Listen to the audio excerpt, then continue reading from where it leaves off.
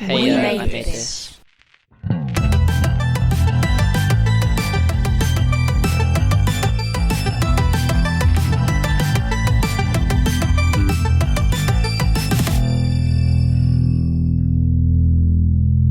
Hello and welcome to Geek Polymath, the podcast on the We Made This Podcast network about geek fandom and my complete and utter lack of engagement with it. My name is Mark Adams and I am the Geek Polymath, and this podcast is about me having a chat about something I quite like with someone who is an avid fan. It kind of happens because I don't have anything I'm a massively avid fan of, really. This podcast was piloted in 2020, when I was in lockdown in the UK, and I had a chat with Rob Halden from Marvel vs. Marvel about Marvel Comics, and I had a bloody lovely time. And it's taken me this long to decide that I actually want to do this podcast.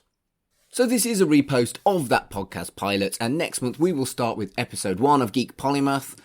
So please do enjoy my chat about Marvel Comics with Rob, and until next month, you just enjoy what the fuck you like.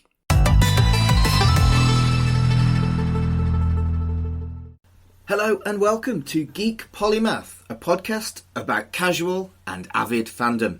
My name is Mark and I am a Geek Polymath. I like lots of geeky things and have a good working knowledge of many of them. From Doctor Who, to Star Wars, to Pokemon. Every episode I have a guest who is an avid fan of something that I quite like, and we have a chat about their favourite geekery, the appeal and its fandom. And with me at this time is Rob Halden. Hello, Rob. Hi, Mark. How are you? I'm alright, considering the situation. This podcast wouldn't be happening if it weren't for a certain situation, but on this podcast we don't say the C word, because it's utterly irrelevant. I think this podcast would still be happening. The universe needs this podcast, Mark, but we'd be together in the same room, doing it, over a much more pleasant and convivial atmosphere. And that's the thing about podcasting, isn't it? It is so much nicer when you're sat around one microphone together and having a conversation rather than kind of trying to look at your notes and look at each other on a screen. But this is what 2020 is.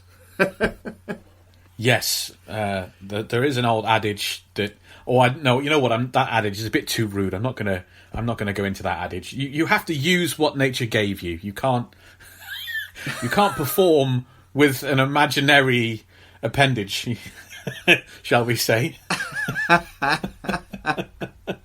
Lovely. So, Rob, what area of geekery are you an expert in? Well, it's interesting when you reached out and chatted to me about it. I kind of immediately went on the defensive to say, well, no. But that is wrong.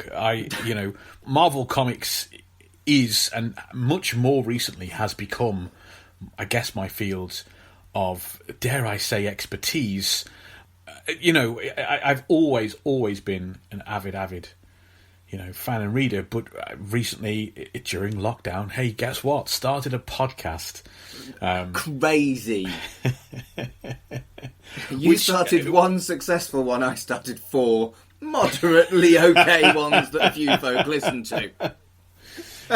And it was through that. I mean, that podcast hinges and relies entirely on my expertise in the realm of Marvel Comics. So, yes, it just doesn't feel very British, does it, to say, look at me, I'm the expert. But I'm having to stamp that impulse down and say, no, yes, I am. I guess I am the expert. And it's something that I've always really liked, but not been. Having listened to your podcast, Marvel vs. Marvel, I kind of pat myself on the back when you hit the kind of fact bombs. I get about 30 to 50% of them. I knew that one. That's very good. That's very good. It's a good batting average, that. Yeah. So, but when you just hit me with casual facts like, oh yeah, Hitler's in the Marvel universe. He's called the hate monger. What now? And this is way beyond my knowledge. I think. Well, we'll go into this in a bit in future, but I think I've never expanded over the comics I was reading as a kid. I've never gone further back like you have. We're a similar age, but your knowledge of the 60s and 70s stuff is phenomenal compared to me, who's... I couldn't be asked. I just went straight on and carried on reading kind of thing and didn't really go back into the history of it. But there's a very peculiar and particular reason for that, which is that being a comic book fan of our age in the UK, an American comic book fan, a superhero comic book fan, was difficult unless you lived in one of the metropolitan hubs, which I did not. There were no comic book shops growing up. There were none. Got all your comic books from the newsagents, whatever they happened to start. W.H. Smith's. I can remember when they started to sell a third comic book. It was the greatest day of... Yeah. And of course you could only afford one or two a month. But in amongst all of that, there is, to me, is the greatest moment of my childhood. The greatest moment of my childhood. And I will never, ever forget the feeling of this moment and this evening. We visited my dad's parents, my nan and granddad, and like some bizarre Father Christmas, my dad emerged from the attic with a bin bag full of the comic books he grew up reading in the 1960s. Amazing. Which were UK published comic books called Terrific, Fantastic, I believe there's one other, and these were repackaged Marvel comics, black and white reprints of those original stories. So as a child, growing up in the 80s, I am reading the stuff coming out in the 1980s, getting to a comic book shop once every 5 or 6 weeks, making the trek to Stoke-on-Trent to get to the only comic book shop in the area. But at the same time, I have this sack full of the original X-Men, the original Iron Man, Spider-Man, Hulk. All of it is there, and I can remember travelling back in the car from my nan and granddad's house, desperately holding the comic book up to the window to try and read by the street lights. And there's that couple of seconds where you get the street light and then it's dark again. Got to wait for the next one because my grandparents all live out in the country, so you've got to hold on and wait for that next bit of light, and you can read another panel, and that was forever burned in my mind. But that's why I think it is a weird thing to say to yourself, I shall go back and read stuff from the 60s and the 70s. Luckily for me, it was there right at the start of my journey. Fascinating. So you are my Marvel Comics expert, but what else do you do? Before we get into our big chat about Marvel Comics, although we have kind of started, whatever. Before we get into the big chat, what else do you do that makes you interesting? Because you are, frankly, a fascinating man who has done some very cool shit. Pre-apocalypse or post-apocalypse? What are we talking? All. I often answer the question saying I am a writer. I'm a comedian and writer. I was performing stand-up comedy and ran a comedy club for 15 years. And during that time, I pivoted away from performing and focused on what I really love doing, which is writing comedy, and began... Writing for comedians is a bit misleading. Sometimes I do that. Sometimes I do hand over a page of material, perhaps. But in general, I sit down with comedians and I help to master and tinker their work and their material. I sit down, listen to life stories and work out how we can turn that into, a show for the Edinburgh Fringe Festival. Awesome. And I've been very, very lucky to be able to write and develop material for some comedy TV shows like Mock the Week and other stuff on Comedy Central and things, and so yes, it's a wonderful, wonderful job when I get to do it. Yeah, of course. I think you're the only person I know that's written for the Beeb and Channel 4 and stuff like that, and it's an incredibly impressive thing. Well, I suppose. I think when you speak to anyone about any accomplishment, you'll have exactly the same. You must have this at every wedding you run.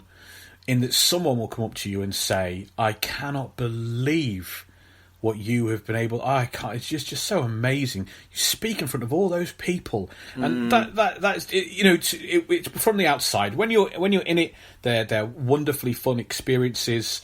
They're great challenges, which is something I never thought growing up I would enjoy a challenge. It used to be, oh no, I don't want to do anything difficult, no thank you. But as you kind of get older, or perhaps it's just my mindset, I always spent my whole life not thinking I didn't want challenges, and then you get them and they're brilliant because you kind of realise how much you can do. Yeah, I agree. Which is a wonderful thing, yeah.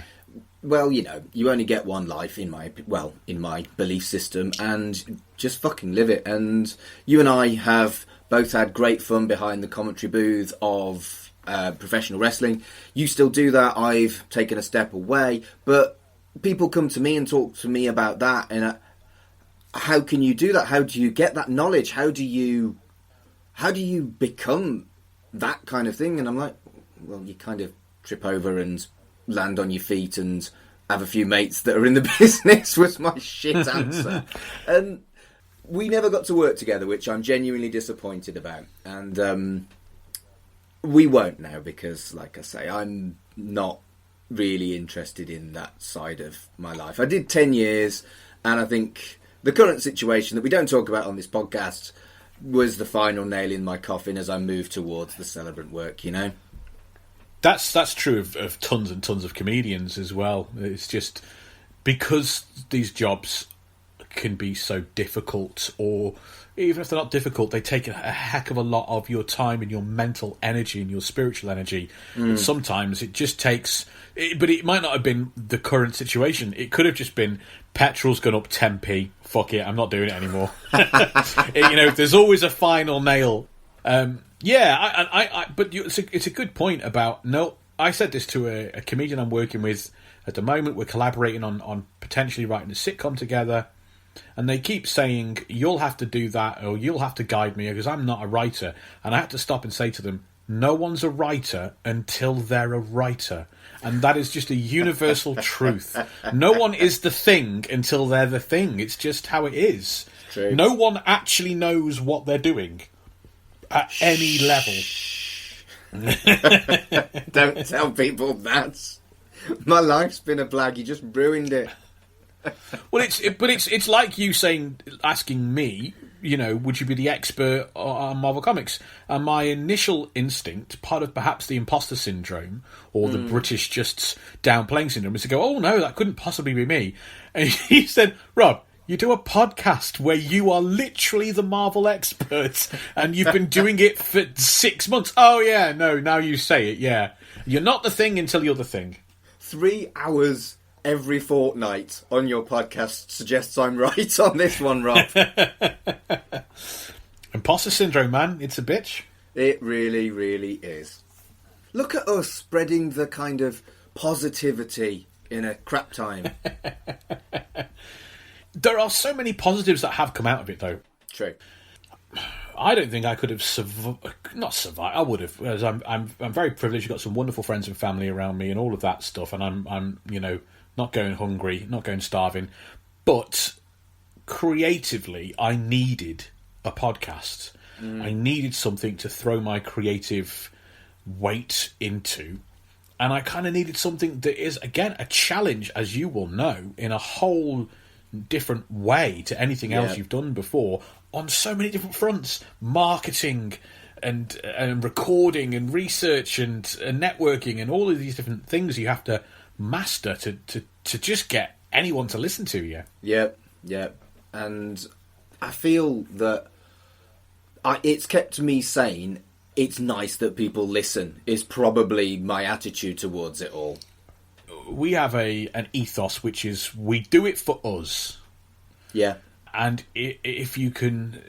If the small audience you amass can sustain you, and I don't mean that financially, I just mean if you feel there's some inherent worth, if you enjoy it and no one listens, it's shouting down a well, and eventually you get sick of shouting down a well. Eventually you get sick of being the guy at the party boring someone about the thing they want to talk about, when the other person is like, I just want to have fun, mate. I don't want to learn about 1960s Marvel Comics. But when you suddenly go, oh, there's actually a big group of people that are listening. But you still have to do it. It's like writing comedy. to that extent. You can't write with an audience in mind. You have to write what makes you laugh and amuses you, and then put it out into the world, because there's no other way of doing it. Your podcast, the way you operate, has to be making something that sustains you, like you said, and that is for you, and then you kind of stick it online and share it with the world. And I think I next to never get in touch with somebody who runs a podcast that I like. And the fact that people have got in touch with me and said, bloody hell, I remember the tripods, what a brilliant episode that was. Or, oh, I love Red Dwarf, I've listened to all your episodes. And that just feels great, doesn't it? Yeah, I'm exactly the same, and I'm remiss, like you just said, in that it's rare I reach out, and there's only a couple of times I've done it. I guess sometimes because you don't expect to get a response, or you feel like your one voice, because quite a lot of the time the podcasts you listen to are hugely successful podcasts where you're one voice in thousands, perhaps. Absolutely. But it is to get that message, and to get it from different walks of life is really great. And like you said, and we've had some lovely ones, because we are not Marvel versus Marvel, like you said. It can get up to 3. I mean, the last episode was 3 hour 20 minutes. They're beefy little. They're movie length sometimes. Sometimes they're longer than the movie we talk about. This is Godfather. This isn't a 90-minute thing. So to have someone say, during the current situation, I lost my job, and I've had to get a crap in their mind, not what they wanted to do, just a general job, and it's kind of rubbish hours, and it's long late night shifts, and they say, and your podcast, like 2 episodes gets me through, and you go, okay, there's worth somewhere in that, and it does sustain you. Get a little message, little voice out the darkness saying, I like that was fun, thanks. Couldn't agree more.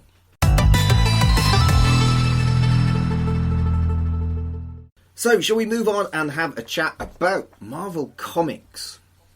Please, it's all I ever want to do. So, what was your first encounter with Marvel Comics? Well, the story of my dad's 1960s collection is not the beginning. And it's kind of hazy around what the beginning is. And I have very strong memories of being a child and having Spider-Man on a packet of crisps, and on those candy cigarette packets, you used to get from the sweet shop. Remember when it was cool to be a smoker rather than a pariah? That was what those cigarettes were about, weren't it? What is fascinating, the premise of not to plug my show. Plug your show as much as you like. That's exactly why I asked you on to have a conversation about Marvel Comics, because you have a podcast that is 3 hours a fortnight about Marvel Comics. Well, what we like to do is have myself as the Marvel expert, and Will, who has never read a Marvel comic in his life. We call it sort of the muggle of the equation. Indeed.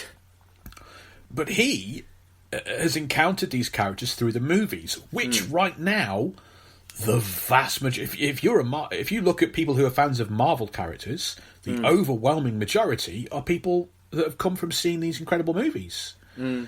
So it's a different route in. And what I'm always interested in the podcast is to find out how people have first encountered Marvel characters, because especially in this country where, if you're of a certain generation, a certain age, dear, American superhero comics were not readily available. Yeah. So that's a big part of it. I definitely remember, Spider-Man as a character on these things. I definitely remember watching the cartoons. There was a bunch of cartoons made in the 1960s, very basic Marvel cartoons that were knocking around when I was a kid. Spider-Man and His Amazing Friends was on when I was a kid. So I think that was probably the first encounter.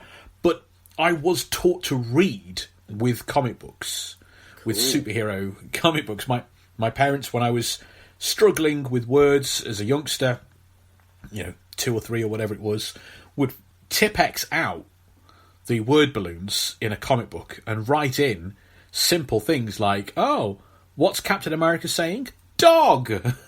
What's he saying there? Run! And that is how my parents taught me to read, and from that point on, like, that is the level of imprinting on someone's psyche and their soul that a company cannot buy. I mean, it's just a part of my DNA from that point on. Brilliant. That's incredible.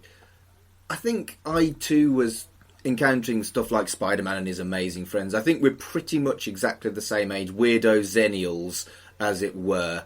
That wonderful little micro-generation that was created just to suit us whiny bastards. And I've been looking at that kind of thing, and it's fascinating that they recently changed when millennials ended. So some people who thought they were millennial are now Generation Z.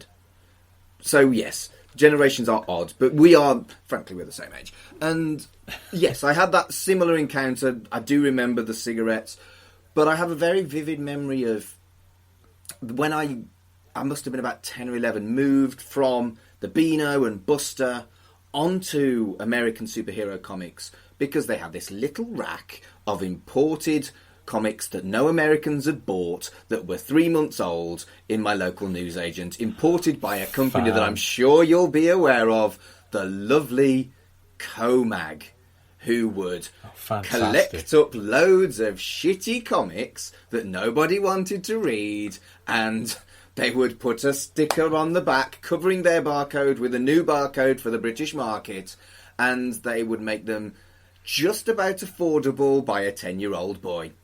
And so I was reading... in your podcast, you talk about the bad 90s and how there were some questionable decisions and some questionable superheroes in the 90s because 90s. And 90s Marvel is not regarded as a golden age of comics. But it is my fucking age of comics because that's when I first got them. And so I was reading, and I remember vividly you mocked my favourite superhero on your show. I was reading the Thor run where Eric Masterson was Thor. And I thought it was... Thunderstrike! Yes! I thought it was absolutely brilliant. Absolutely brilliant that this guy, this actual human, got to be Thor. Because that resonated with a 10-year-old kid who wanted to be Thor or anything that was cooler than a 10-year-old kid. And I have reread it subsequently in my 30s, and it's fine. But as a kid, it was the best thing. Yes, I do tend to mock with a modern eye and a bit of a cynical eye when it comes to some of those things, because that was a story of how can we make Thor more like Spider-Man or something like that, you know? So it is inherently kind of not sticking with your guns, really, but I do feel a kinship there with you, because I remember that my era of these characters is when they were all changing, you know. It's black costume Spider-Man. It's Captain America quitting being Captain America, and some of these changes that are not always looked back on as being too fondly remembered, but they were there, and the designs. I do think Eric Masterson was interesting, and I have a copy of Thunderstrike issue 1. Thunderstrike being the Asgardian hero that he went on to be once Thor came and took Thor back. Yes, and I do think it's kind of a cool costume and all that, and I do think he was kind of poorly disregarded by the writers that came in after the fact. But in the 90s, I think the early stuff is kind of really is got some fantastic stuff going on there. Age of Apocalypse, the X-Men Age of Apocalypse is a massive highlight, but that's the decade they go bankrupt, and there's a reason for it. Yeah, well, I mean, I was fortunate enough that my introduction was through comics imported by Comag, so I vividly remember that I could always get Marvel Comics Presents, I could always get Thor, I could always get Silver Surfer, and so I did get those ones. The stuff that's not selling.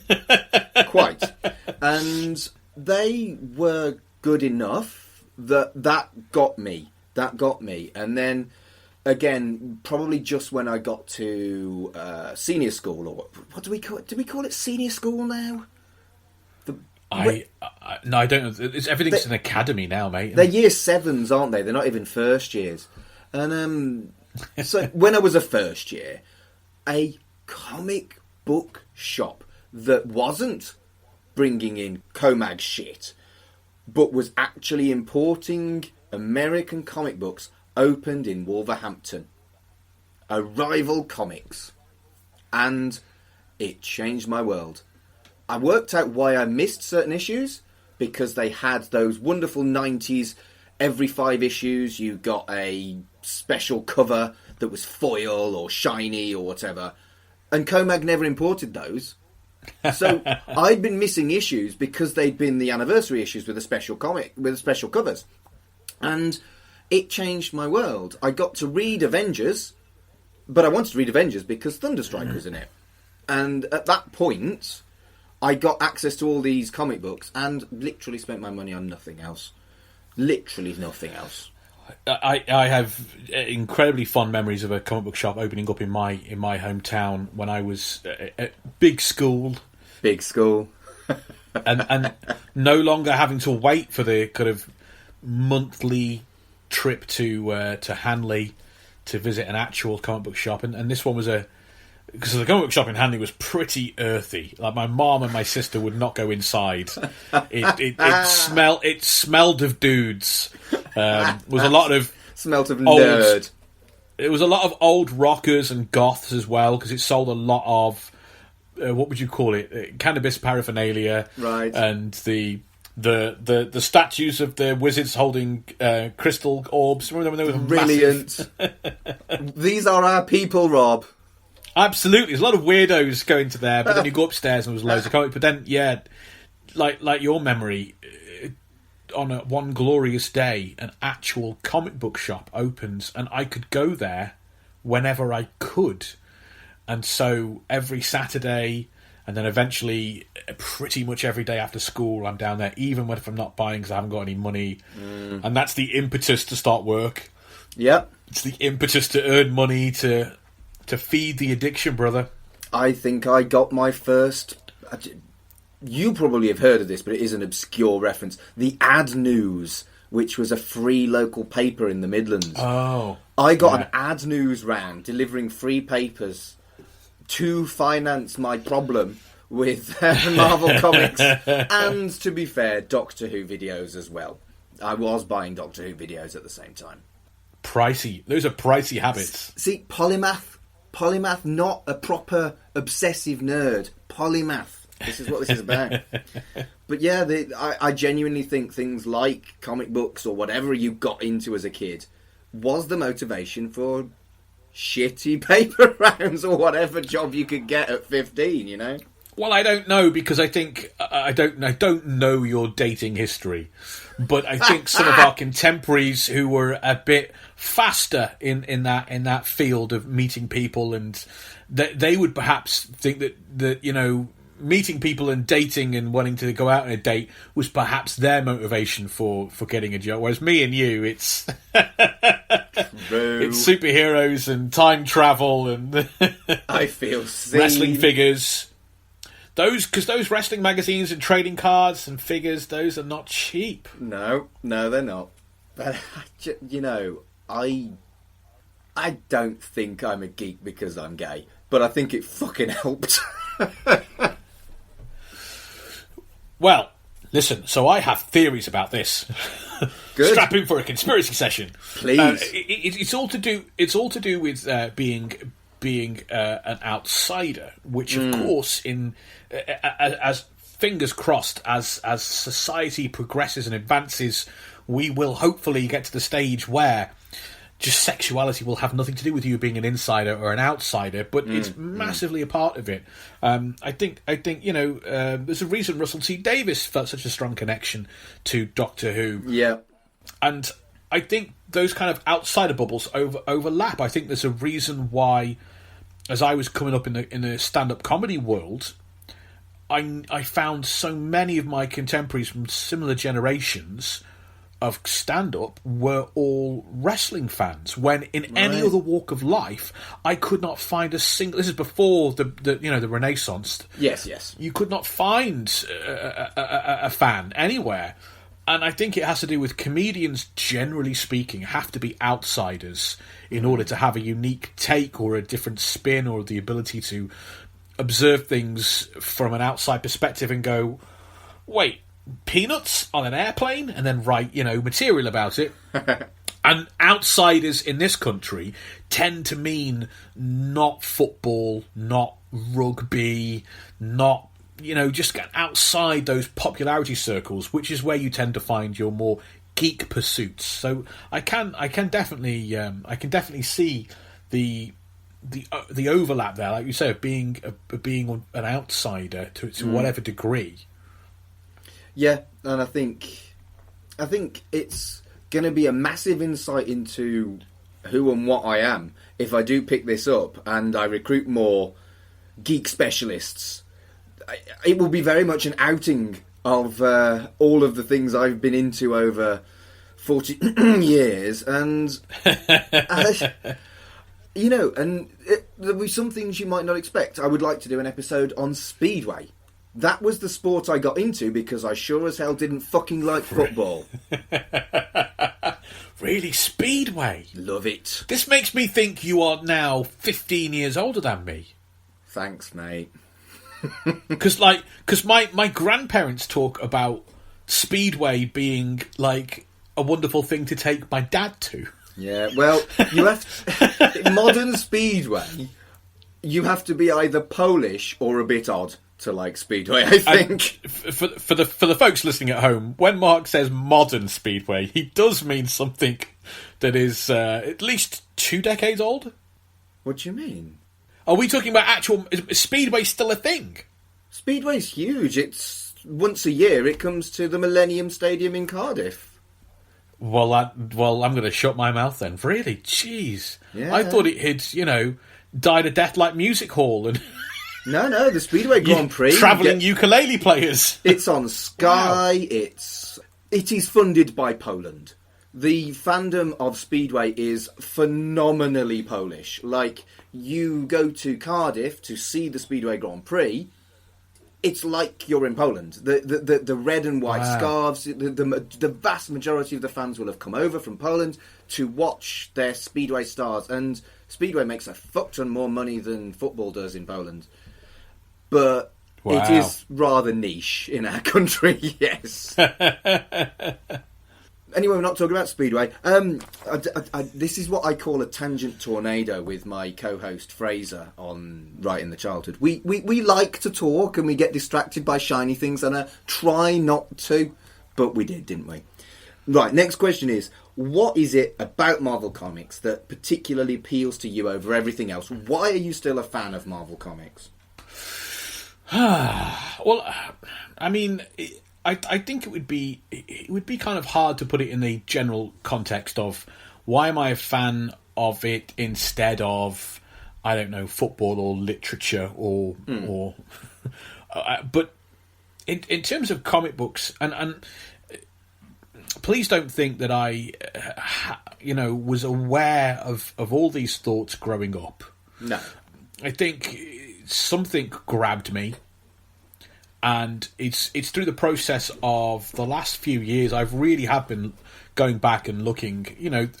What happened is my dad nearly sold those comic books from the 60s. Right.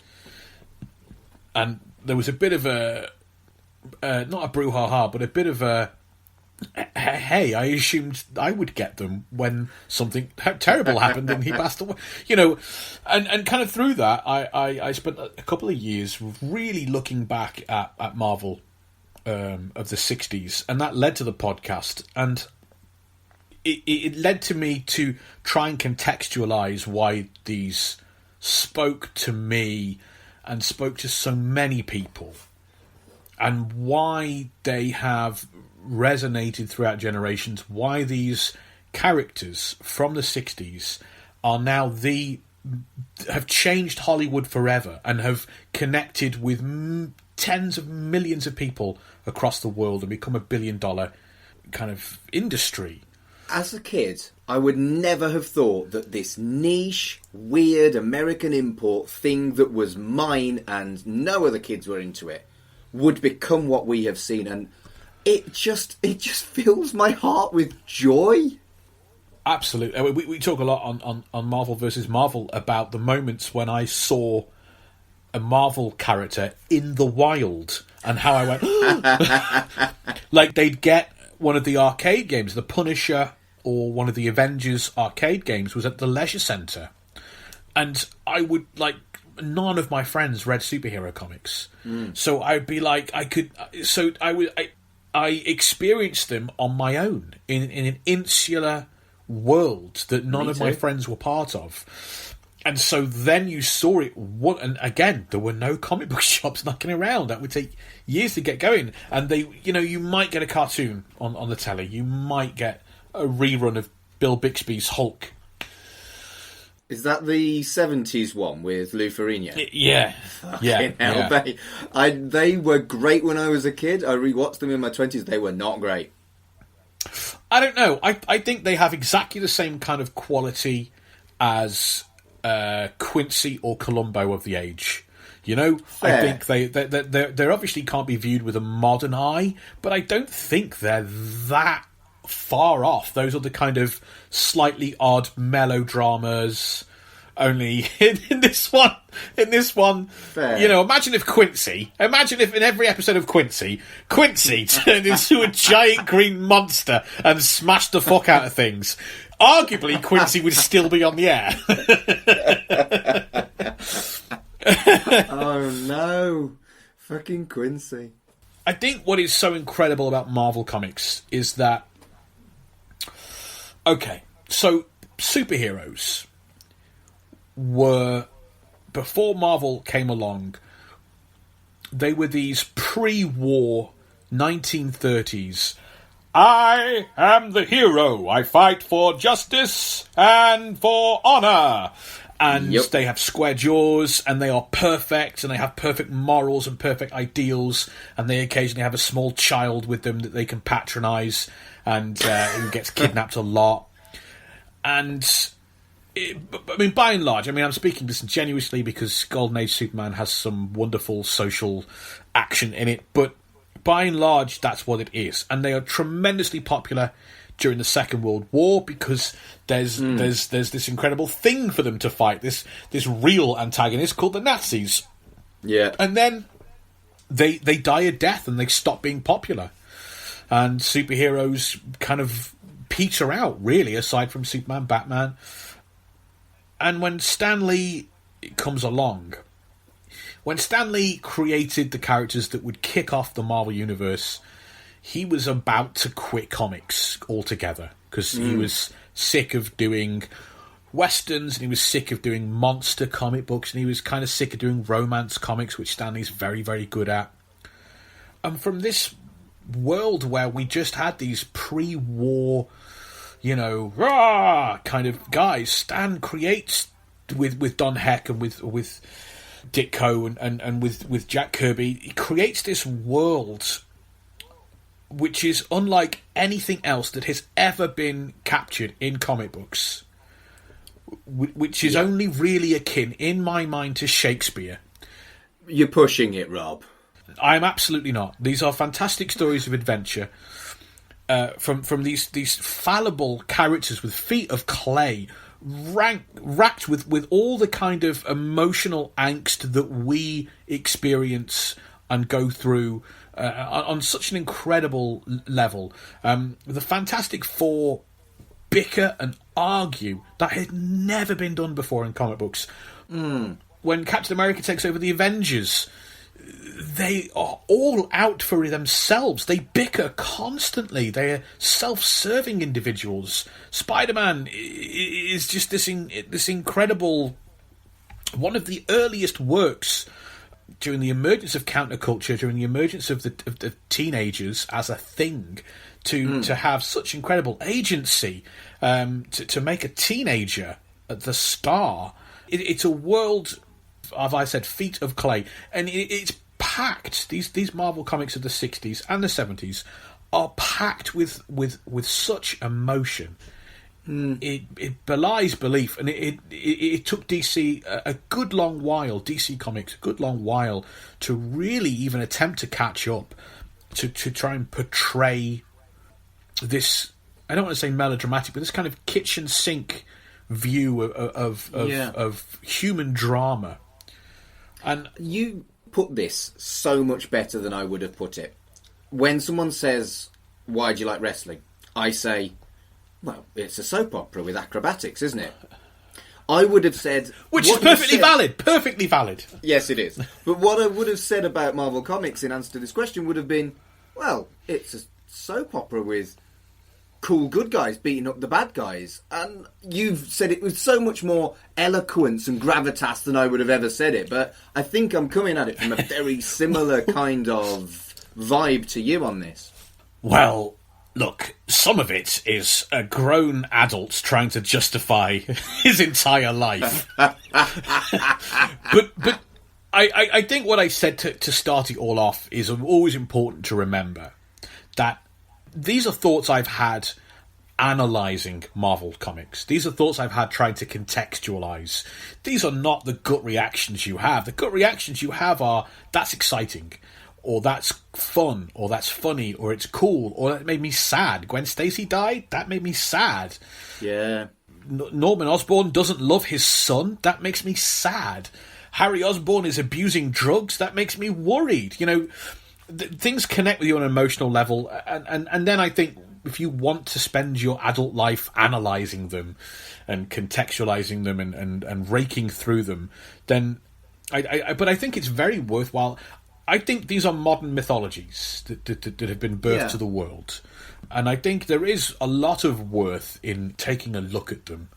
But always to remember that the most important part of them is that they're fun.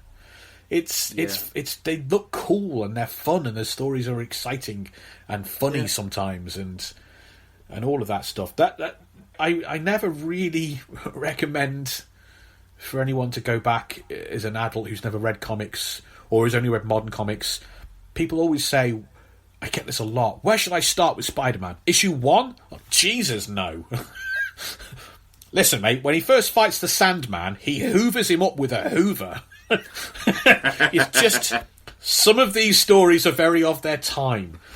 Yeah. And modern storytelling, like with, I mean, wrestling survives better because I think that kind of physical performance and storytelling, like musical, like comedy, like circus of any kind of kind, survives and conveys a human story a bit better than perhaps TV or film. But that being said, I saw The Maltese Falcon the other day, one of my favourite films of all time. I haven't seen it in 10 years.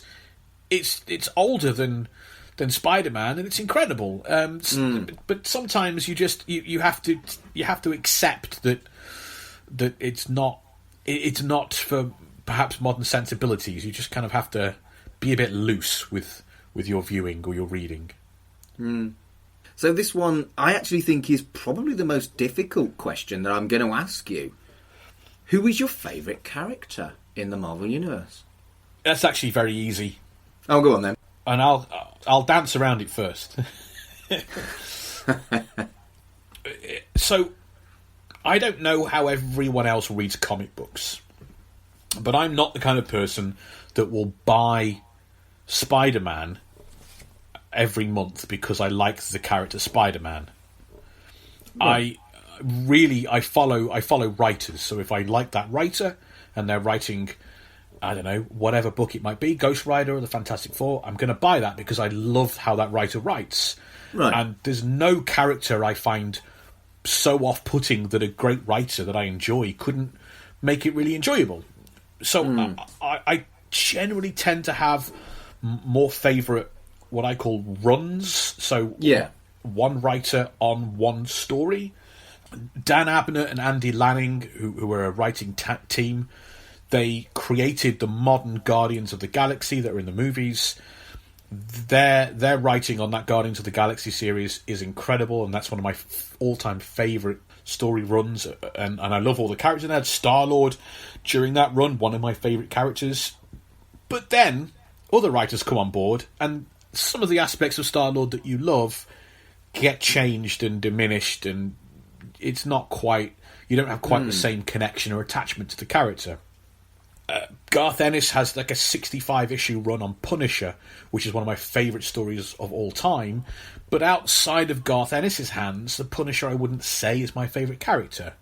Okay. There's an ebb and flow with these, in the way that there isn't with cinema, and there kind of isn't with TV shows. I struggle to think. Maybe James Bond, maybe if someone said, "Oh, I loved Roger Moore, but everything else was not for me." I don't quite know if that's a similar comparison. Maybe a Doctor as well in Doctor Who.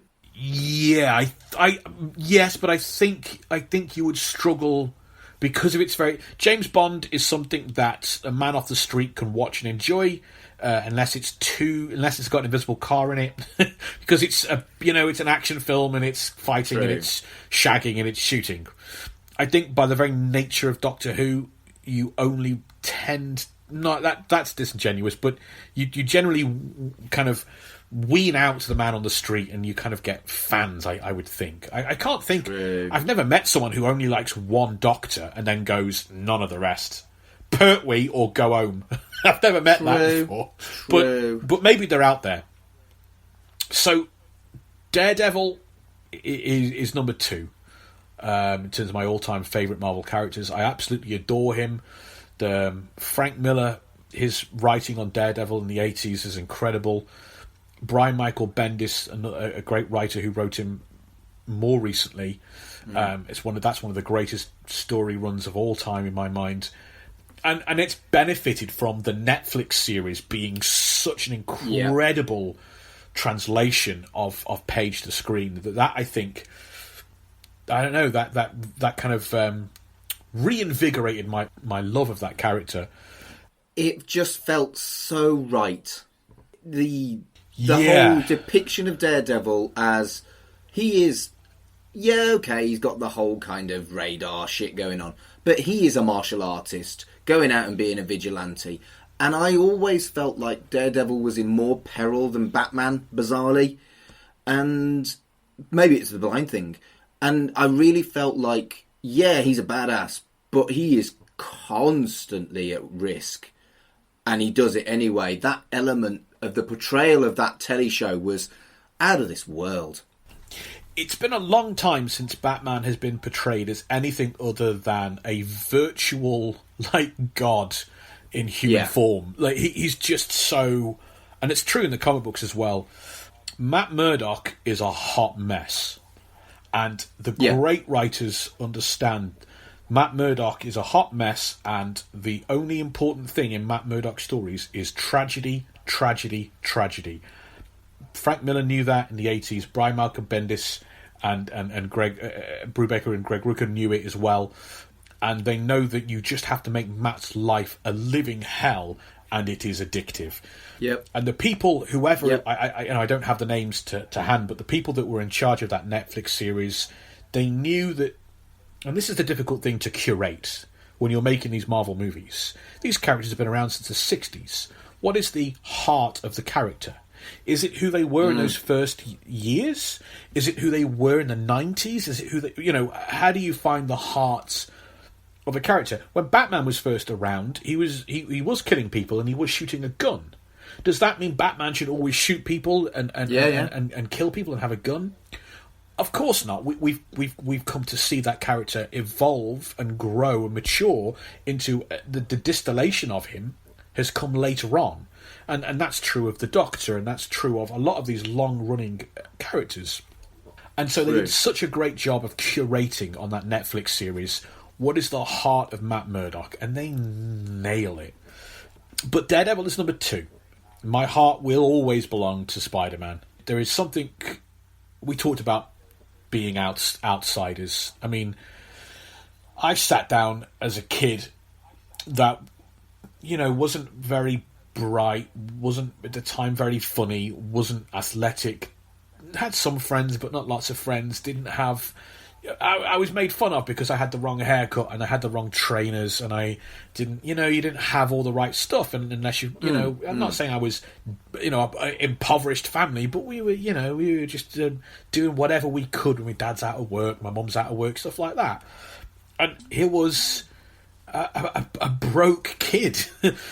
So much of Spider-Man in those early decades is about being working class. I'm not necessarily saying I am working class, because I don't think I straddle that line, but so much of it is about being an outsider, about not fitting in, and about not being popular, about struggling with girls, about your aunt is sick and you need to make some money to afford her prescription, and then there's the angst of heartbreak. The palpable angst of heartbreak in Spider-Man is incredible, and the guilt, and it is Shakespearean. It is tragedy writ small, the minutiae of everyday guilt and tragedy. And he puts on a bright costume and he punches guys and he has a joke with it and he can be funny and kind of depressed at the same time. And goddamn, if that doesn't sum up my life, I don't know what else does and ever will. And thankfully for me, some great writers have penned some incredible storylines with that character over the years, which is just, really, really written it onto my heart again and again. And there's something magical about that character, something really special about that character. And so, it'll always be Spidey for me. I think you very much hit the nail on the head with Spider-Man, and he is a favourite of mine. But I would say, in answer to this, there's my heart and my head. There's the character that I have the greatest love for, and it's completely irrational because it's based on childhood memories, and I'm sure if I reread it, it would probably taint that. And the other one is I have a degree in English, and this is the story and the character that I think is the best when it comes to achievement in a literary sense. And so the heart says Thunderstrike, and the head says Daredevil. Yeah, and I do get what you mean. There is nothing quite like there is such a strong pull of nostalgia, because at our hearts we all want to feel comfortable with whatever we are doing or enjoying, and there is that great big pull, and I do understand that, and I have a fondness for characters as well that I don't think were. Generally with villains with me, I love the classic D-list villains, Stiltman, the Shocker, Stiltman, the Chameleon. I love all these guys. They're fantastic. Well, they're not. They're terrible, but I kind of, they're like jobbers, and I have a fondness for jobbers as well. Well, I could agree with that as well. So this is one that I struggled with. But what is the most obscure fact that you know about Marvel Comics? It's not strictly speaking about Marvel Comics. It's about So, in the movie Blade has this partner, this assistant, this mentor called Whistler, and the Blade movie was written at a certain period of time, and that was the first appearance. Whistler is not based on a Marvel comic book character. He was created originally for the Blade movie. But due to delays in that script getting made and turned into a film, Whistler, who was created for the movie, appears first in the Spider-Man 90s animated cartoon series. Despite the fact that it's because of the people involved in the making of the movie and involved in the making of the TV series that this script got passed around, and the people making the Spider-Man cartoon series said, we're doing a Blade episode, and he could do with a partner. They used this character that did not yet exist, copied it from a script that hadn't been filmed yet, put it into the animated cartoon series, and beat the movie into production and airing.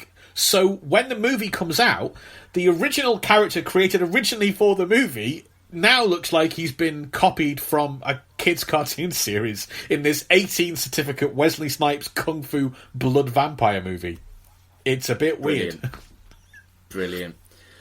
I'd struggled with this, and I think in a lot of ways, because I'm not a massive avid fan, that any obscure fact I had wouldn't be particularly obscure, or I'd have nicked it from your podcast.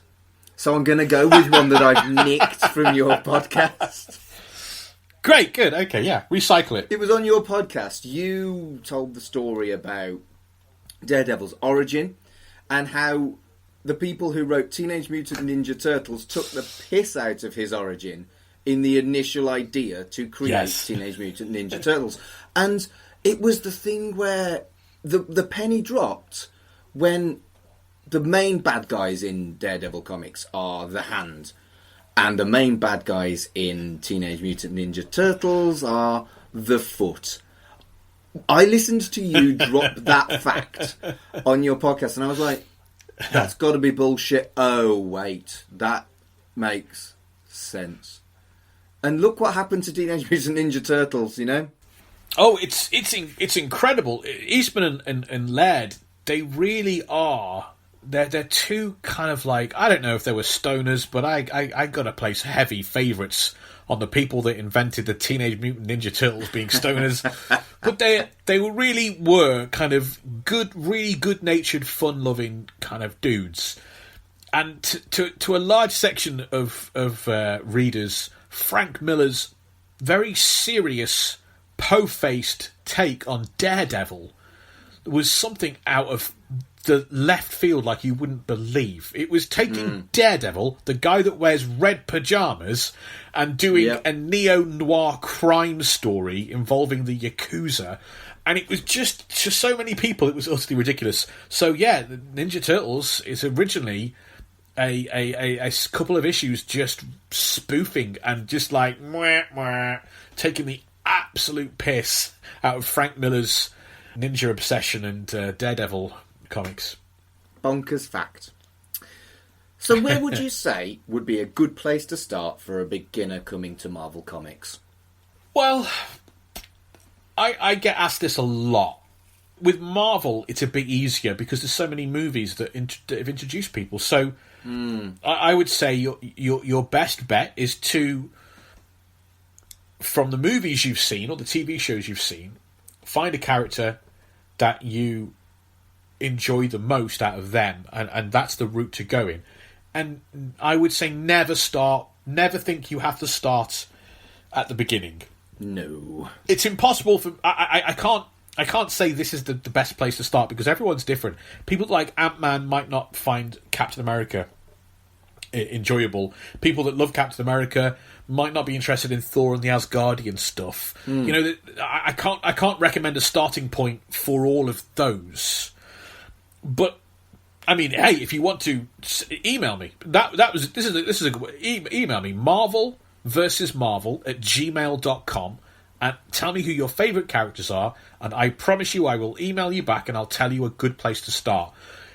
But the piece of advice I would give, because I can't give everyone a jumping on point, is to say that if you're not a comic book reader, you have to get it out of your head that you need to start at the beginning, or you need to know everything to start reading a story. Yeah.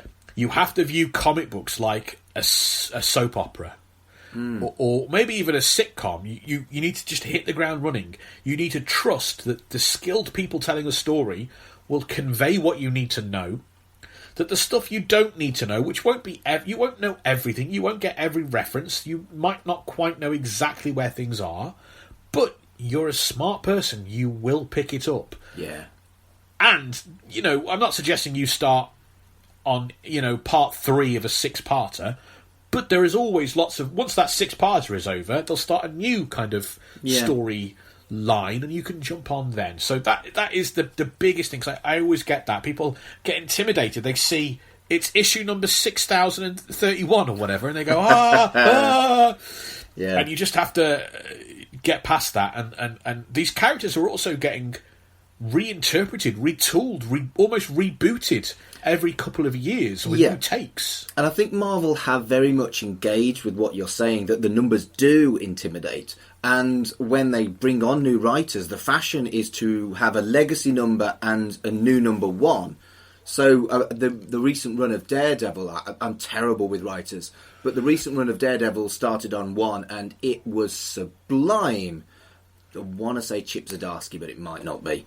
It is. I can tell you that I have written to Chip Zdarsky because I just was blown away. I mean, it is that his run on Daredevil, I think, will go up there with the greats. But that started on 1. His first issue started on 1 with a little small legacy number underneath. And I think that's a really good way of the Marvel Comics have come up with to do that. And I think that's helping people to find a start point. My thought was, and I'd be interested in your opinion on this, is the idea of maybe thinking about a limited series or a specific run. But I thought maybe give people a copy of the graphic novel collected comics of the series of Marvels. I thought that might be a nice way to start.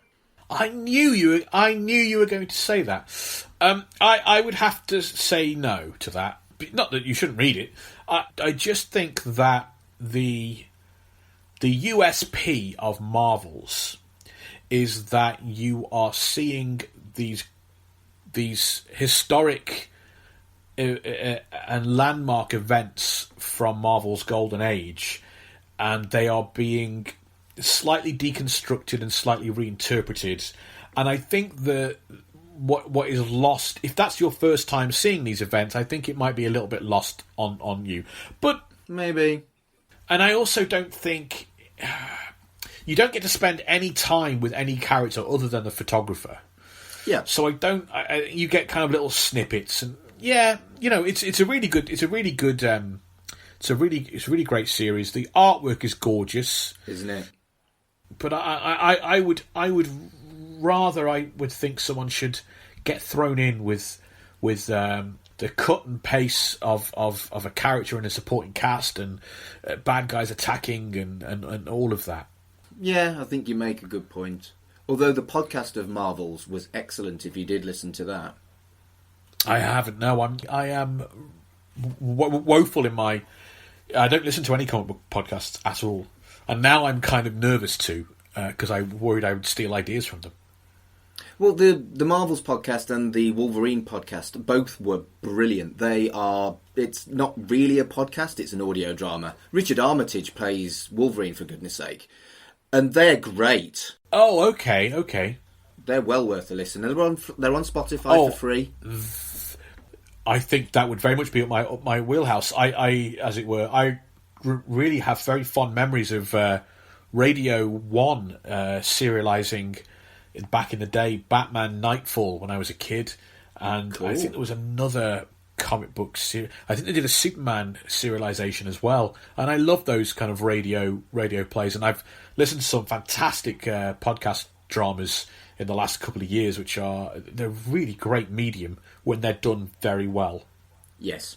But, these ones have got money because they're funded by Marvel using their characters, Oh, well, that's a wonderful thing you've shared with me. I'm really looking forward to that now. That's something that I can really throw myself into. Thank you. Yeah, I'll it literally just search for them on Spotify. Dead easy. So we'll move on to the final question in the Geek Chat section of this podcast, and that is there anything you're unhappy with regarding Marvel Comics? Oh, yeah. I mean, I think they're taking good steps in the right direction to create a cast of characters that better reflects the world that reads them, and I think that is necessary. I think it's never good to limit yourself to reading entirely about white straight men. That's not a club anyone wants to join. So they were a product of their time in terms of the characters being created and written, and you have to dig and fight in through many decades to find something that stands out as being for all our talk of realism, I mean, they're not exactly reflective of the real world in that respect. And they're taking decent steps now to kind of do better and be better. And I think, we both know from the wrestling world that, corruption and horrible crap is everywhere. True. One thing that stands out to me, especially when you're dealing with companies, is our latest episode is all about The Punisher. The Punisher was created by a 19-year-old kid called Jerry Conway, one of the creators, sorry. And, that sounds, wow, 19, huh? And at the time, there's a lot of youngsters coming up in Marvel Comics, and in DC as well. People in their early 20s. A lot of people under the age of 30. And you think, this seems like a fantastic youth movement in Marvel Comics. And they're actually, listening to these bright young things who have got loads of wonderful ideas. And unfortunately, the reality is that the established creators, the writers, artists, inkers, letterers, the people that have been doing the job for a while, doing what everyone should do in that situation, which is asking to be treated better as workers. They're asking for better pay. They're asking for benefits that they should be entitled to, health, insurance, and pensions and things. And Marvel, just like DC and everyone else in the field, realises the best thing to do is to get rid of all these old people, middle-aged people, normal-aged people, and give the work to a bunch of kids who would just be very happy to have the work. And that's the problem writ large with these companies. The creators of Superman, Siegel and Shuster, died in virtual poverty, whilst the character they created has made billions for the company that owns them. And that is the case all over. A lot of it is to do with America's strange approach to workers' rights and things, but these companies take advantage of that an awful lot of the time. We see a hell of a lot of it when these characters become movies that are generating hundreds of millions of dollars at the box office and in merchandise sales, and that's not reflected with the talented people that created the characters, who don't own the characters, and all of those things are distasteful and can give an ugly flavour to your favourite characters. Stan Lee has had to fight decade on decade for monies, royalties, things that he believes he's entitled to. And even with Stan Lee, Marvel fought in the court to deny him those kind of rights and royalties and monies. So, no one is sacred, and the company is a company, and as we should know by now, all companies are disgusting. Yeah, and I'm afraid that my answer was a lot more simplistic than yours. It was that the culture of comic books, that essentially comic books are now knocking towards loss leaders for the collected comics version that people buy in trades, and I don't like the fact that people's creativity is ruled basically by Amazon. But I think you've come up with something that I think I dislike more, actually. Oh no, and you know what? I might even go on your side, because we have an outreach program on Marvel versus Marvel. We want to work with bricks and mortar comic book shops to support and advertise to them, because we as you said, Amazon is going to kill the comic book industry. But there were a lot of people saying that bookshops were going to start to kill the comic book industry and things. The death of the single monthly issue has been knocking on for a long, long time now. Digital comic books might be the death of the single issue. It's a difficult world all round, in that anytime art is done for the purposes of entertainment, we have all these situations around workers' rights and around royalties and around what is driving the decisions. Is it the bottom line, or is it the artistic pursuit? And that's tricky. Yeah. Spurned by something you just said, I'm going to add another question. As a 40 person yourself, what's your opinion of e-comics? Do you get on with them? No. No. I can't do it. And that's not to say they're inherently bad or wrong or anything like that. I don't have a Kindle, mate. I can't read books on a screen. And yet I can sit and read Wikipedia on a screen for hours. But it's to do with why I had a large spell in my 20s buying and collecting cheap vinyl. There is a tactile nature to how you sometimes enjoy things. And I think books are a part of that. Comic books, the smell, all of that is a part of it for me. I love and miss going to the comic book shop. Yeah. My comic book shop in my hometown, which I've been going to for 15, 18 years, I'm not going to go anywhere else, but it is less of a comic book shop and more of a toy and Warhammer gaming shop. Right. And that bugs me because I remember when I was a kid, what I want to do, and I do this when I go to Manchester or Birmingham sometimes, I want to go to the long boxes and I want to flick through and I want to hunt and find back issues and I want to see the big wall full of comics. But my comic book shop, it's one wonderful guy in a very small little tiny room, so you can't do those wonderful. I don't get the same shopping experience that I used to get as a child, but that's what I want. I want to go to a wonderful store. I want to pick things off a shelf. I want to flick through the back issues. I want that shopping experience, and I then want reading experience of sitting down with a bag full of issues and blah blah blah. I can't get any of that enjoyment from clicking a button and getting it on a whatever. For me, comic books are the last electronic medium that I am resisting. I love books as well as comic books. I read so many books, but it was when I was working in a library. I was basically a convert to reading books on Kindle for the simple reason I'm a weirdo who doesn't read one book at a time. I'll have 6 or 8 on the go. Right. And if you're reading 6 or 8 books, you have to pick which one to take with you. Whereas if you've got your Kindle, you don't. And I'm not a fan of reading on a tablet. It has to be the Paperwhite style Kindle. Yeah. And I've also converted a huge amount of my reading to audiobooks. I drive a lot for work, so I'll listen to a book as well as many, many podcasts. But I really, really like audiobooks. I don't like comics on Kindle. I can just about get on with Marvel Unlimited because their interface is very good. And I was pleasantly surprised by how good it is. So I can read electronic comics, which I never thought I would be able to. But I still don't want to. I want a comic book. Why? Have you got... Can you put your finger on why... I mean, if you're like me, like with me, it is to do. I have the aversion to the books on screen as well. I wonder why for you've been able to make that leap with books, but you can't do it for something which almost arguably is better suited. With the panels and the pictures. I disagree that it's better suited. The whole point of a book and or an audiobook is that your imagination fills in the images. The whole point of a comic book is that you have those images.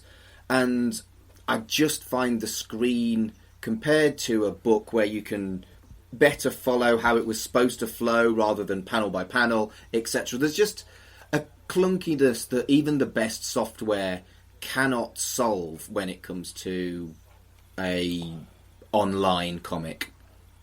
I think for me it's something to do with there is a disconnect in how you read because there's almost an urge or a tendency to zoom in so you can view one panel better, right? Or half a page better. Yeah. And that creates a massive disconnect with me. That's why I don't like it. Yeah. Maybe it's that might be my part of my big aversion to it as well then. But I'm short-sighted and a PDF is no good for me. I have to go right up to the screen to read a PDF. So either solution when it comes to an electronic comic doesn't work for me. You lose the element of seeing how it was originally structured when you're doing panel by panel on Marvel Unlimited. But if you've got a PDF, it's an unpleasant experience and I feel like a blind old man. So I don't think I'm ever going to convert to electronic comics. Whereas an ebook, you can control the size of the font and you don't feel like a bloody old man. You just turn in the page every 4 or 5 words. Yeah. One really vital point that I'd like to raise before we move on, Mark, if you don't mind, is that Sure. I'm not 40, you cheeky beggar. All right, I'm not there yet. I've got another 3 years to get there, so I let it. I mean, it's just been it's been bubbling up. I'd let it go to begin with, but it's bubbled away in me in the last few minutes, and I feel You're very early millennial then, rather than late Gen X. I do apologise. You're bubbling around 40, and I'm still bubbling around 40. So, as far as I'm concerned, we're the same age. Same age. Nick, you're younger. I'm happy to admit you're younger. You are a sprightly young man, and I'm a grumpy old sod. Good. That's all. I just. As long as that's what people go away from this podcast remembering, that's all that's important to me. Good. Apparently, life begins at 40. I quite liked my 30s. Quite liked some of my 20s. My 40s are all right. So it doesn't really feel much different to my 30s, other than a bit more grey in my beard. I think past a certain stage is just a flat line until you die. Yeah. That's just flat me. line. Wow. Bleak. Yeah, just a flat line of nothing really. Things get worse, obviously, but you don't feel any different.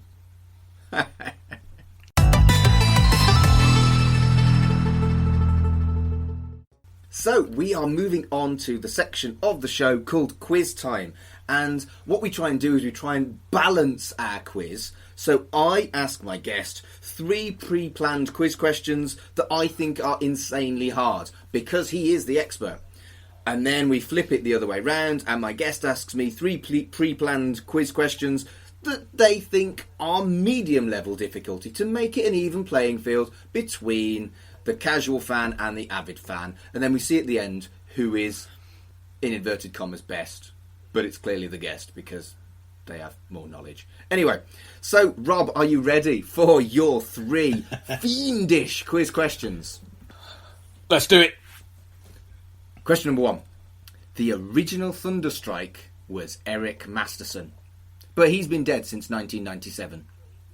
More recently, his son took over the mantle after Captain America gave him the Thunderstrike mace. What is the name of Eric Masterson's son? If it had been a question about some of the earlier days, there are anything very modern is going to be a big gap. Is going to be a big gap in my knowledge. I do certainly remember that he always had his son with him, because that was a big part of Thunderstrike's storyline, is that he was a divorced dad. Yeah. And he did have his kid with him, Eric Masterson's son. I'm gonna pick a name that feels right, and I don't know why. I'm gonna say Kevin. Little Kevin Masterson. Kevin is correct. Kevin Masterson is the modern Thunderstrike. Get on it. Yeah. I really thought that one was a bit obscure. Okay, question number 2. Virginia, the Vision's wife, killed a supervillain and hid his body in this really brilliant recent Vision storyline that I really, really loved. Which villain did she kill? Oi, you're going modern on me now. You're going modern on me. I am. It's about 5 years old now, I think. Yeah, it's one of the few stories, modern things that I have read. Oh. And it's a great story, and I can remember the moment when the Vision is getting interrogated, and I can remember the beginning of the story. I can remember the end of the story. What villain does she kill? No, it's a total. I'm gonna reach. And based on their history alone, I'm going to say Grim Reaper, but it's a total reach. It is the Grim Reaper. Very good. Ha! You're kidding me. Yeah, it's Grim Reaper. Yeah, I mean, it's possible I do remember it, but of course, the Grim Reaper is deeply connected to the Vision for the very obvious reason that he is the brother of Wonder Man, and of course, once Wonder Man died, his brain patterns were used to create the Vision. So that was my reach. There we go. That's how, if it was Eggheads, that would be my reasoning. Good grief. So the third one, I think, is the toughest, because it's really fucking obscure, and it's 90s. So, Hawkeye and Mockingbird set up the Great Lakes Avengers, and there were 5 founding members. Can you name all 5 founding members of the Great Lakes Avengers? So, I'm gonna try and assume that they're the same as the joke team that went forward. Yes. So there was Mr. Immortal or Immortal Man. Yep. There was Flat Man. Yep. There's the big lass, Big Bertha. That's Big right, Bertha? Big Bertha. Yeah, Big Bertha. Oh, okay. How many is that? 3? You've got 3 of the 5. Oh, man. One is like a dinosaur type. Or is it dinosaur like a reptile? That was her name, Dinosaur. Well done. Looking woman. So her name is what? Dinosaur? Yes. So there's one more. There's one more. Oh, it's a completely black silhouette thing. Like, is it Doorway or Doorman or... It was Doorman. Fuck me. Get on it, sunshine. Congratulations, Rob. 3. Honestly, every one of them was a reach. The Great Lake Avengers. That's a good question. My heart rate went up then, man. Hit me with your 3 and see if I can get your medium level questions. Medium level, okay. Please name the first team of Avengers. 5 members, the original founding members of the Avengers. Please name them. Ant-Man, the Wasp, Hulk, Thor, and not Captain America, somebody else, Iron Man. Correct! Excellent stuff. Good work. Well done. There was a nice little tricky element with Captain America in it, because everyone thinks he was in it, or it's a common misconception. Yeah. Although retroactively they make him a founding member, which was a massive 2 fingers up to the Hulk. Okay. Well, this feels like it's going to be similar, but can you name the 5 original X-Men? I think I can. Cyclops, pre-Blue-Face Beast. He was kind of like just a bloke with big hands and feet. Iceman. Angel and Jean Grey. Correct. Very good. Yeah. Okay, that's top. Normally people, they think Storm is there or Wolverine is there. Good stuff. Okay. Now, we'll see. Can you name the first comic book superhero, Stan Lee written superhero comic book of the Marvel Age? The comic book that starts it all. Creates the Marvel Universe, as it were. Do you mean the character, or do you mean the name of the comic book itself? Because they had a lot of books that were like Amazing Fantasy or Journey into Mystery. I'm going to ask you for the name of the comic book. It's a guess, because I know it's where Spider-Man first started. I'm going to say Amazing Fantasy. It's a good guess. But no, first superhero wouldn't appear in Amazing Fantasy until Spider-Man, which is after things like the Incredible Hulk. The first is the Fantastic Four. That is the beginning of the superheroes and the Marvel Age of comics. It was a good guess, though. So, well done. 3 out of 3. I don't think I embarrassed myself by getting 2 out of 3 either. Not at all. Because yours actually had more component. You know, you had 5 you had to get 5 answers for 1 point in both of those. So, yeah, top work. Do we feel that the questions were fair? Were mine fiendish enough? Too fiendish, even for a big fan? Kevin Masterson was a complete and utter guess, and that was not expert. That was just guesswork. They were pretty fiendish. Yeah, Great Lakes Avengers, man. That is a deep. Because when you first said, I thought you were going to talk about the West Coast Avengers, and I was like, oh, okay, that seems kind of obscure, but I would get that. The Great Lakes. It was going to be Great Lakes Avengers or Force Works. Oh, I would have walked Force Works. There's a cartoon of them. Would you have really remembered the name of the alien? Century. Oh, well, there you go. So it was those two. It was one of those two that I was going to go with.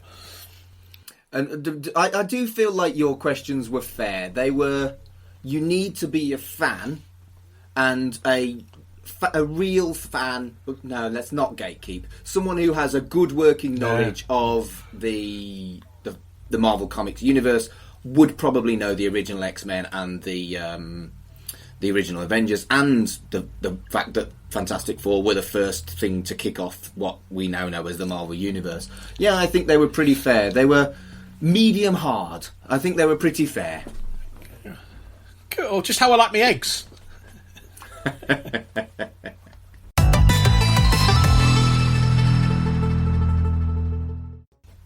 So, Rob, it's been an absolute pleasure having you on the pilot episode of Geek Polymath. As experiments go, I'm pretty comfortable. I'm pretty happy with it. I think it's gone all right. How do you feel? I've had a lovely time. Thank you for having me. Brilliant. So where can people find you and your work on that there internet? I think if you've enjoyed this and like to hear old men talk about Marvel Comics, then the podcast of mine is a great way to do that. It's a great introduction. If you enjoy the character, we have listeners who are diehard Marvel fans and enjoy it, and we also have people who like the movies and have maybe tinkered around with a comic or two or never read a comic, and they really enjoy it as well, because that's a great way to hear all these wild and wacky stories, learn some of the history and the trivia. We're called Marvel versus Marvel, and that's the full word versus, not just VS. It's VERSUS. We're on all platforms that you find your podcasts on. Yeah, if you're listening to Geek Polymath, you can find Marvel vs. Marvel on whatever platform you're currently listening on, basically. Absolutely, yeah. And you can get all the links and find out more about us and learn what episodes are coming up and kind of watch along with the show if you want to by following us on Twitter, where we operate as @Marvel Versus. And again, it's VERSUS, the full word. Brilliant, Rob. It's been a pleasure. Thank you so much for being my guinea pig for Geek Polymath. Thank you.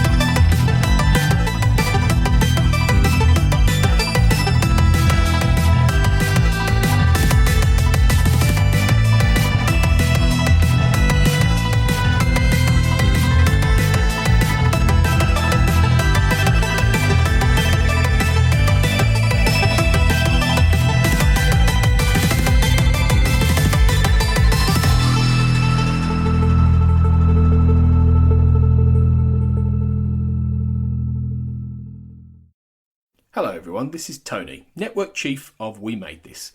As you know, our podcast network brings together a brilliant assortment of talent who talk about all kinds of pop culture content, such as the episode you've just listened to. We're not going anywhere, but we'd love to keep the lights on for even longer if you're able to support our network on Patreon. For just £2 a month, you get your name in lights and the satisfaction of knowing you're helping us produce more great audio. And for £3 a month, you'll get your name in lights, but you'll also get access to an exclusive bi-monthly podcast from the We Made This talent pool on podcasting, pop culture, and, well, you tell us. We'll take your suggestions. For less than the price of a coffee per month, you can help keep We Made This going.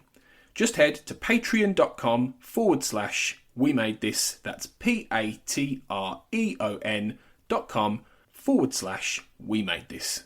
And get the ball rolling. Elsewhere on We Made This. Shipwrecked and Comatose, a Red Dwarf podcast. I think it's incredibly embarrassing that this sitcom was released 10 years after series 1 of Red Dwarf and looks significantly more shit. Yes. I mean, it's blatantly obvious from the off that they've got the ship set and they want to use it as much as possible. But you can also see the quote-unquote sky behind them has got material creases in it. And it's blatantly a sheet. Toss a Coin, a Witcher podcast. Awesome. And what it reminded me of, all right, I'm going to show you my age here for a second, is a combination of Game of Thrones and, if any of you guys remember back in the decades even, Hercules: The Legendary Journeys. Everybody remembers that. It reminded me of just Hercules just slaying monsters, fighting gods, and having this dork of a sidekick by his side at all times, who's also a good fighter, but who's also very goofy. Chucky Vision. I didn't find the original Mike particularly likeable, whereas this Mike really liked him. It really only comes into play like in the second half of the story. The first half, it's really not a factor that he is a policeman. Whereas in the first film, I don't think he even needed a name really. You could just call him detective. That was his role in the first film. I do feel like that's a fair cop. See what I did there? It's a pun! It's a pun, Dev!